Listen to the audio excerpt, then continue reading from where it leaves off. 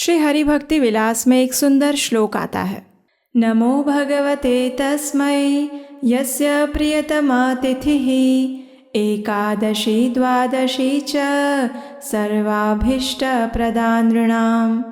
अर्थात जिनकी परम वल्लभा एकादशी और द्वादशी तिथि मनुष्य मात्र को संपूर्ण वांछित फल प्रदान करती है, उन श्री भगवान को मैं नमस्कार करता हूँ।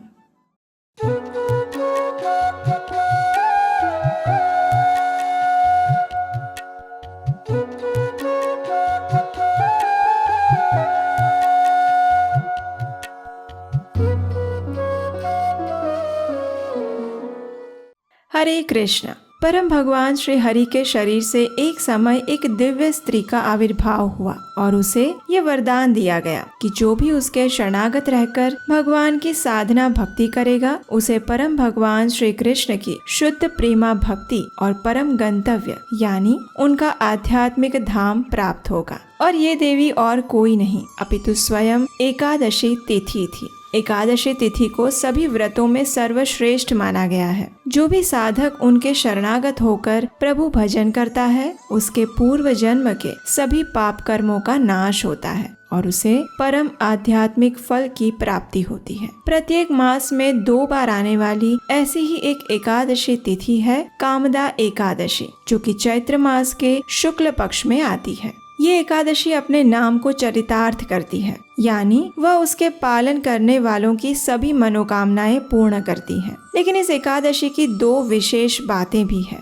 पहली तो ये कि ये हिंदू नव वर्ष की सबसे पहली एकादशी है और दूसरी ये कि इस एकादशी के अगले दिन यानी द्वादशी पर एक विशेष पर्व आता है, जिसे दमनक आरोपण द्वादशी के नाम से जाना जाता है। और उसके पीछे का इतिहास क्या है, तो आइए इस कामदा एकादशी के उपलक्ष्य में हम इस इतिहास की भगवान श्री जगन्नाथ से जुड़ी हुई एक विशेष लीला का श्रवण करते हैं। ये बात है अनेक वर्षों पूर्व की, जब जगन्नाथ पुरी धाम में एक राजा राज्य करते थे। वे भगवान जगन्नाथ के बड़े भक्त थे। अब एक दिन ऐसा हुआ कि सुबह सुबह पुजारी ने जगन्नाथ जी के गर्भगृह के द्वार खोले तो उन्हें जगन्नाथ जी का एक वस्त्र नीचे गिरा हुआ मिला और ये देखकर वे अत्यंत प्रसन्न हो गए, क्योंकि ये शुभ संकेत था। तो बस सभी पुजारी प्रसन्न होते हुए जगन्नाथ जी के इस वस्त्र की भेंट राजा को देने के लिए उत्साह पूर्वक राजा के पास पहुँचे। वहाँ जाकर देखा तो प्रातः काल में राजा चौसर खेल रहे थे। पुजारी ने प्रसन्न होते हुए राजा को जगन्नाथ जी का प्रसाद वस्त्र प्रदान किया। अब उस समय क्या हुआ कि राजा अपने दाएं हाथ से पासा फेंकने में व्यस्त थे, इसलिए उन्होंने अपने बाएं हाथ से उस वस्त्र को ले लिया और वो भी ज्यादा उस वस्त्र की ओर ध्यान दिए बिना। अब ये देखकर पुजारी थोड़े उदास तो हो गए, लेकिन अब क्या करें, राजा के सामने वे कैसे कुछ बोल सकते थे, इसलिए चुपचाप वहाँ से चले गए। कुछ समय बाद राजा का खेल समाप्त हुआ। वे अपने कक्ष में वापस आए और अचानक उन्हें याद आया, अरे ये मैंने क्या अपराध कर दिया। मैं मूर्ख अपने खेल में इतना व्यस्त हो गया कि मैंने जगन्नाथ जी के प्रसाद वस्त्र की ओर ध्यान भी नहीं दिया और बाएं हाथ से उसका स्वीकार किया। हे प्रभु, मुझ पापी ने कितना बड़ा अपराध कर दिया। अब मैं कैसे इसका प्रायश्चित करूँगा। इस प्रकार स्वयं को दोषी मानते हुए प्रायश्चित करते हुए राजा ने खाना पीना बंद कर दिया। ना तो वे किसी से बात करते और ना ही राज्य के कार्यभार में ध्यान देते। आखिर 1 सप्ताह बाद राजा ने कुछ कठोर निर्णय लिया।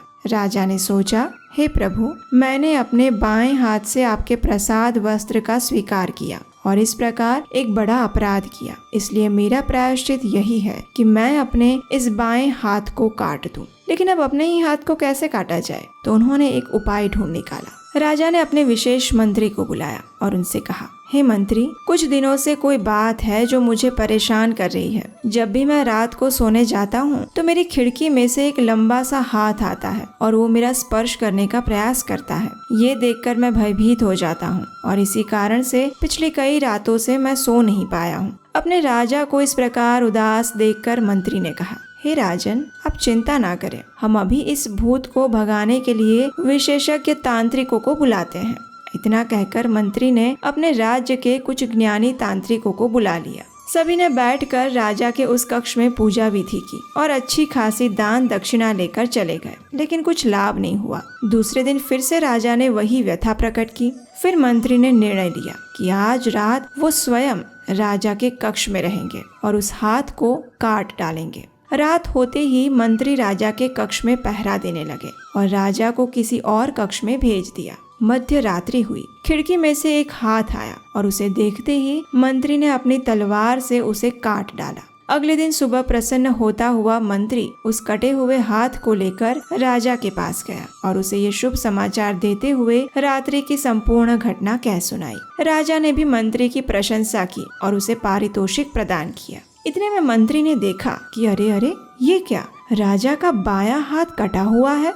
कहीं इसका अर्थ ये तो नहीं कि रात्रि में उसने जो हाथ काटा था वो और किसी का नहीं अपितु स्वयं राजा का था। ये सोचकर उस मंत्री के पैरों तले से जमीन खिसक गई। वो रो रो कर राजा से क्षमा मांगने लगे और प्रायश्चित करने लगे, लेकिन राजा ने उन्हें ये कहते हुए आश्वस्त किया कि वो उनकी ही इच्छा थी, क्योंकि उन्होंने जगन्नाथ जी के महाप्रसाद का अपमान किया था। फिर भी दुखी हृदय से मंत्री राजा का वो हाथ लेकर जगन्नाथ वल्लभ उद्यान में चले गए और उन्हें वहाँ बड़े आदर सत्कार से समाधि दी। अब राजा का एक हाथ तो कट गया, इसलिए जगन्नाथ मंदिर के नियम अनुसार अब वे जगन्नाथ जी की प्रत्यक्ष सेवा मंदिर में तो नहीं कर सकते थे। इसलिए अब वे प्रतिदिन जगन्नाथ जी के लिए उद्यान से पुष्प चुनकर आते और उससे माला बनाने की सेवा करने लगे। एक दिन पुष्प चुनते हुए उन्होंने एक बड़ा ही सुंदर और सुगंधित पुष्प देखा। उसे देखकर उन्हें अत्यंत आश्चर्य हुआ, क्योंकि आज से पहले वो यहाँ नहीं था। राजा ने इसके विषय में वहाँ के माली से पूछा,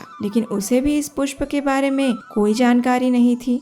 राजा ने माली से कहा कि इस पुष्प वाले पौधे का विशेष ध्यान रखा जाए, और ये कहकर राजा चले गए। अब अगले दिन जब वे उस स्थान पर आए तो उस पौधे से कुछ पुष्प तोड़े गए थे। ये देखकर राजा अत्यंत क्रोधित हो गए। आखिर उनके मना करने के बाद भी किसने ये पुष्प तोड़ने की हिम्मत की। उन्होंने माली को बुलाया, लेकिन माली को भी नहीं पता था। अब राजा को ये लगने लगा कि ये माली झूठ बोल रहा है और उसी ने ये पुष्प तोड़े हैं, इसलिए उसे दंड देना चाहिए। माली राजा से रोते हुए क्षमा याचना करता रहा, लेकिन राजा नहीं माने। उन्होंने उस माली को बंदी बनाकर कारागृह में डाल दिया। अब माली यही सोचता रहा कि आखिर उसका अपराध क्या है। ये सोचते हुए उस माली ने जगन्नाथ जी से प्रार्थना की कि अब वही उन्हें इस संकट और राजा के दंड से बचा सकते हैं। और हमारे जगन्नाथ जी तो है भक्तवत्सल। उसी रात्रि वे पहुंच गए राजा के स्वप्न में और राजा से कहने लगे, हे राजन, तुमने व्यर्थ ही उस माली को बंदी बनाया है। ये सत्य है कि इन फूलों की चोरी के विषय में उसे कुछ भी ज्ञात नहीं। वास्तव में ये पुष्प और उसकी सुगंध मुझे अत्यंत प्रिय है, इसलिए इन पुष्पों की चोरी मैंने स्वयं की थी। ये पुष्प मुझे अत्यंत प्रिय है, क्योंकि ये उसी स्थान पर उगा है जहाँ तुम्हारे कटे हुए हाथ को मंत्री ने समाधि दी थी। वास्तव में ये स्थान और ये पौधा मेरे प्रति तुम्हारी भक्ति और करुणा को दर्शाता है, इसलिए इस पुष्प का नाम होगा दयान पुष्प।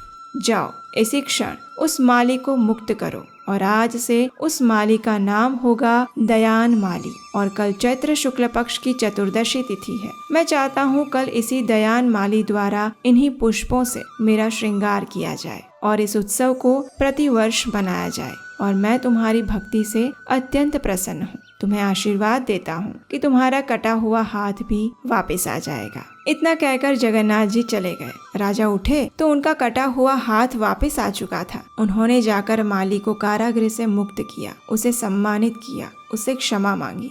तो यही कारण है कि चैत्र मास के शुक्ल पक्ष की त्रयोदशी और चतुर्दशी तिथि पर प्रत्येक वर्ष जगन्नाथ जी को इन्हीं दयान पुष्पों और उसके पत्तों से विशेष श्रृंगार किया जाता है। और इस बार ये पर्व आ रहा है एकादशी के ठीक अगले दिन, यानी द्वादशी पर। तो ये थी इस कामदा एकादशी के उपलक्ष्य में एक विशेष कथा। ये कथा आपको कैसी लगी, ये हमें नीचे कमेंट बॉक्स में लिखकर बताना मत भूलिएगा। वैसे आपको जानकर प्रसन्नता होगी कि जिस प्रकार राजा के घर में जगन्नाथ जी आए थे, वैसे ही आप भी अपने घर में जगन्नाथ जी को आमंत्रित कर सकते हैं। जी हाँ, हमारे भक्तों की टीम द्वारा एक्रेलिक के सुंदर 3D जगन्नाथ जी बनाए जाते हैं। तो अगर आप उन्हें अपने घर और जीवन में आमंत्रित करना चाहते हैं तो अभी जाइए हमारी वेबसाइट नीलाचल.com पर और इस कामदा एकादशी के पावन पर्व पर उन्हें अपने घर में आमंत्रित कीजिए। अगर आपको हमारी टीम द्वारा वैदिक कथाओं का इस प्रचार प्रसार का अभियान सराहनीय लगता है और अगर इस कार्य में आप हमारा सहयोग देना चाहते हैं तो स्क्रीन पर दिए गए नंबर पर अपना आर्थिक योगदान भेज सकते हैं। हम अपने चैनल पर वेदों और पुराणों से सिर्फ प्रमाणभूत कथा और जानकारी ही प्रस्तुत करते हैं। इसलिए अगर आप इस YouTube प्लेटफॉर्म पर प्रमाणभूत और इतिहास की सच्ची वैदिक घटनाएं और कथाएं सुनना चाहते हैं तो आपके अपने चैनल उपदेशाष्टकम को याद से सब्सक्राइब कर लीजिए और नोटिफिकेशन बटन भी ऑन कर लीजिए। तो चलिए इस आने वाली कामदा एकादशी पर जगत के नाथ जगन्नाथ जी को अपने घर और जीवन में आमंत्रित करते हैं और इस कामदा एकादशी का सफलता पूर्वक पालन करते हैं। हरे कृष्ण।